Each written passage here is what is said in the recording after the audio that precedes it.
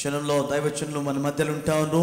వేదిక పైనకి వస్తూ ఉండగా మనమందరం చప్పట్లు కొడుతూ ఆ దైవ సేవకుని మనం ఆహ్వానిస్తాం. ఇందాక మా తాతగారు రాసిన పాట గురించి చెప్పారు. అటువంటి చక్కని కుటుంబంలో దేవుడు నన్ను పెట్టినందుకు దేవుని స్తుతిస్తున్నాను. ఆ పాట పల్లవి పాడి నేను మొట్టమొదటిగా నా జీవితంలో రిలీజ్ చేసిన ఫస్ట్ ఆడియో క్యాసెట్ ఇది. నేను ఇంతకుముందు చాలా పాటలు పాడేవాడిని. తర్వాత దేవుని వాక్యం చెప్పడంలోకి వచ్చేసిన తర్వాత పాటలు పాడటం నేను మానేసిన. అనేక మంది చక్కగా పాడుతున్నారు. అయితే దేవుని మహాకృపను బట్టి నా యేసుకే అంకితం అన్న ఈ సీడీని నేను రిలీజ్ చేశాను. ఈ మొదట కాపీస్ హైదరాబాద్లో కాకుండా హుబ్లీలో మేము రిలీజ్ చేస్తున్నాం. సో మీరు ఇది తీసుకోవడానికి దేవుడు మీకు చక్కని తరుణాన్ని ఇస్తున్నాడు. నేను మార్కెటింగ్ చేయట్లా, నేను పెద్ద సింగర్ అని చెప్పట్లేదు, కానీ ప్రార్థనాపూర్వకంగా చేసిన ఈ సీడీస్ని మీరు కొనుక్కోవచ్చు. మా స్టాల్ అక్కడ ఉంది. హైదరాబాద్లో మేము అమ్మలేదు, లాస్ట్ మినిట్లో మేము చేసాము. కాబట్టి ఫస్ట్ రిలీజ్ ఇక్కడే అవుతుంది. కాబట్టి ఇది సేల్లో ఉంది. ఇది కాకుండా నేను ఇచ్చిన పలు వర్తమానాలు VCDs కూడా ఉన్నాయి. మా స్టాల్ వెనకాల ఉంది అనుకుంటా. ఆ స్టాల్లో మీరు ఇది కొనుక్కోవచ్చు. ఈ సీడీ ధర 85 రూపాయలు. ఈ సీడీ ధర మీరు అక్కడ కొనుక్కోవచ్చు కూటమి అయిపోయిన తర్వాత.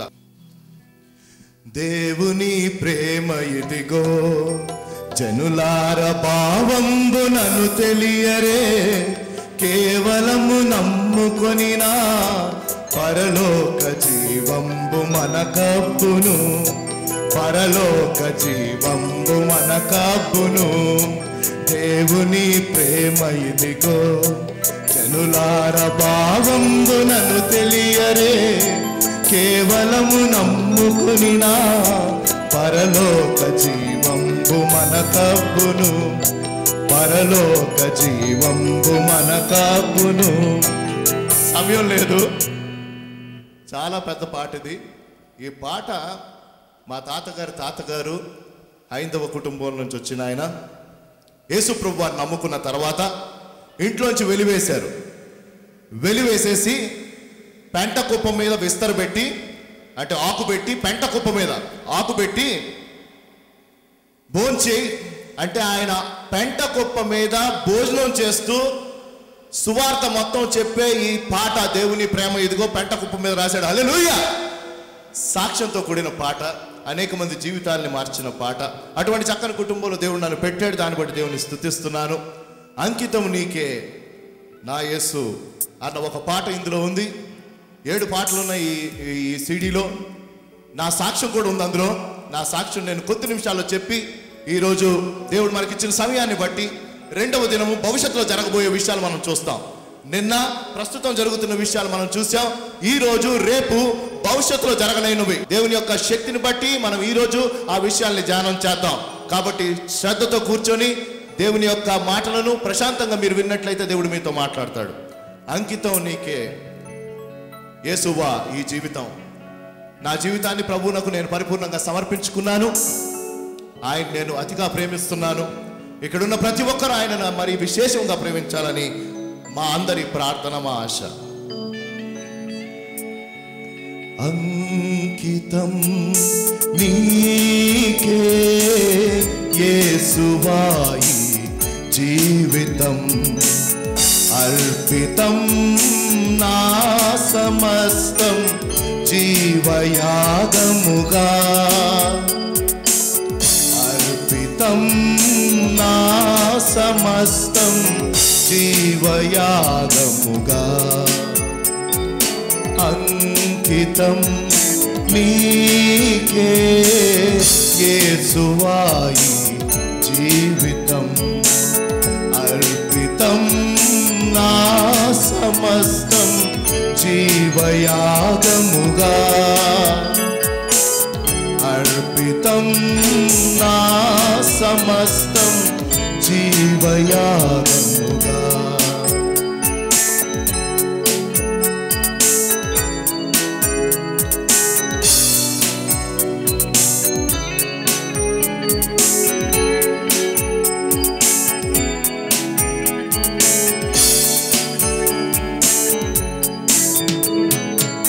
తల్లిదండ్రులు, బంధుమిత్రులు ఎవరు సాటి యేసుని ప్రేమకు తల్లిదండ్రులు బంధుమిత్రులు ఎవరు సాటి యేసుని ప్రేమ శోధన వేదన బాధలు కలిగిన యేసు కృపయే చాలును చాలును చాలును అంకితం నీకే యేసువాయి జీవితం అర్పితం నా సమస్తం జీవయాగముగా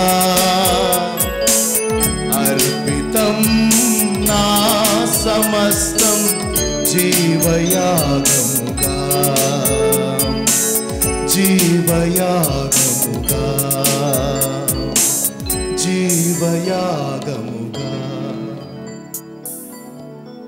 నేను పాడిన 7 పాటల్లో ఒక పాట ఇది. మీరు ఈ సీడీ కావాలంటే కొనుక్కోవచ్చు. నా సాక్ష్యం క్లుప్తంగా మీకు చెప్తాను. చాలా పెద్ద సాక్ష్యం ఇది. దాని తర్వాత దేవుని వాక్యంలోనికి మనం వెళ్దాం. మంచి క్రైస్తవ కుటుంబంలో నేను పుట్టాను. చక్కని స్కూల్లో చదువుకోవడానికి దేవుడు తరుణాన్ని ఇచ్చాడు. మా నాన్నగారు, మా తల్లి మరి చక్కని పెంపకము. నేను పెద్ద కుమారుడిని. మా తమ్ముడు ఇక్కడ ఉన్నాడు, నాకు చెల్లి. అయితే చక్కని తరబీదు. మా నాన్నగారు మంచి దైవజనులు, చాలా చక్కని బైబిల్ టీచర్. ఒక టీచర్ ఉద్యోగం చేస్తూ వారు సేవ చేస్తూ మరి హైదరాబాద్లో బిహెచ్ఎల్ అన్న ప్రాంతంలో ఒక సంఘమును స్థాపించి ఆయన పరిచయం చేస్తూ ఉన్నారు. నేను వారి కుటుంబంలో ఉంటూ చిన్న వయసులోనే 12 సంవత్సరాల వయసు అంటే 7th స్టాండర్డ్లో నేను ఉన్నప్పుడు సిగరెట్లకి అలవాటయ్యింది. దాని తర్వాత 8వ తరగతి వచ్చేసరికి అంటే 13 సంవత్సరాల వయసులో నేను తాగుడికి ప్రారంభించాను. అది నా జీవితం. 13 years I started drinking, 12 years I started smoking. అయితే ఈ విషయం నేను 12th క్లాస్కి వచ్చేసరికి అంటే నేను 18 సంవత్సరాల వయసు వచ్చేసరికి మా తల్లిదండ్రులు తెలిసింది నేను తాగుతున్నాను, తిరుగుతున్నానని. ఆ పరిస్థితుల్లో నన్ను వాళ్ళు ఇంక నువ్వు చదవద్దు నాయనా, ఈ భయంకరమైన అలవాట్లు నీకుంటే ఇంక నువ్వే చదువుతావు, నువ్వు ఇంట్లో కూర్చో, మాకు ఓపిక ఉన్నందుకు నిన్ను పోషిస్తామని చెప్పారు. They said we are going to feed you as long as we are alive, you sit at home. That is what they told me. అయితే మా చిన్నాన్నగారు మచిలీపట్నంలో ఆయన కాలేజ్ ప్రిన్సిపల్గా ఉంటూ వీడిని ఎందుకు ఇక్కడ హైదరాబాద్లో ఉంచో, నా దగ్గర పంపించు, వీడు బాగుపడతాడు అంటే నేను మచిలీపట్నంకి వెళ్ళాను డిగ్రీ చదవడానికి. పాటలు పాడే ఇంట్రెస్ట్ ఉంది నాకు. కాబట్టి ప్రతి సంవత్సరం అక్కడ కూడికలు జరిగేవి. This is for all those young people. I want you to listen to this testimony and I want God to speak to each one of you. నేను పాటలు పాడేవాడిని, నా జీవితం ప్రభువుకు సమర్పించిన వాడిని కాను.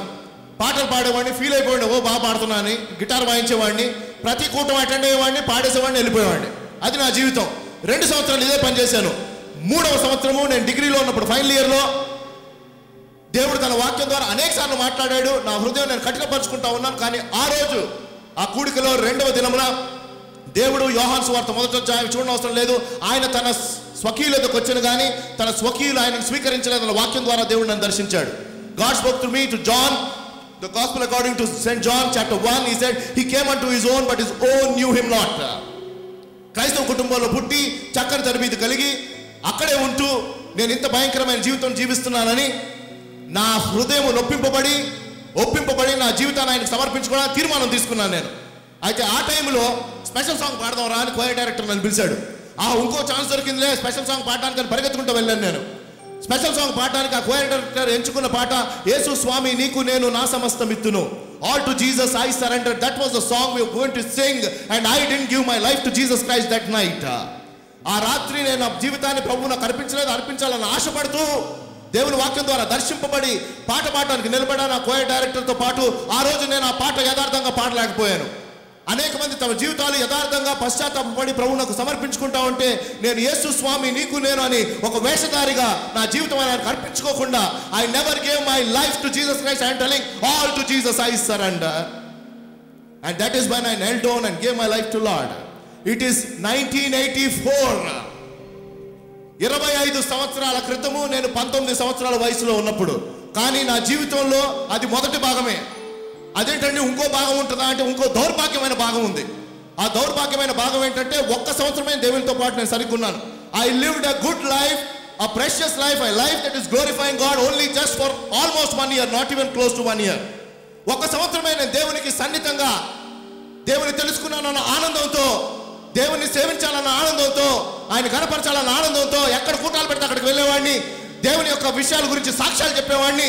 అనేక మంది యవనస్తులను ప్రేరేపించేవాడిని. మీ జీవితాలు ప్రభువులో కర్పించండి. నా జీవితం ఆయన మార్చాడు. తాగుబోతుని నన్ను మార్చాడు. సిగరెట్ కాల్చేవాడిని మార్చాడు అని చెప్పి, దాని తర్వాత నేను MBA చదవడానికి పూనాకి వెళ్ళిపోయి దేవునికి దూరంగా, సహవాసానికి దూరంగా ఉండి నేను మళ్ళీ తిరిగి నా పాత జీవితంలోకి వెళ్ళిపోయాను. అది నేను చేసిన దౌర్భాగ్యపు పని. If there is somebody here who is living a cold life, somebody who is living a warm life, somebody who has given their life to Jesus Christ and turned back, I am telling you, you will be penalized so much. నా జీవితంలో నేను ప్రభువైన యేసుక్రీస్తు వారిని తెలుసుకోక మునుపు నేను ఎంత కోల్పోయానో ఆయన తెలుసుకొని ఆయనను పదే పదే నా వీపు ఆయనకి తిప్పి పదే పదే సిలువ వేశాను చూడండి. అప్పుడు నా జీవితంలో మొత్తం కోల్పోయాను. నేను నాగటి మీద చెయ్యి వేసి వెనక్కి తిరుగువాడు నా రాజ్యమునకు పాత్రుడు కాడు. అటువంటి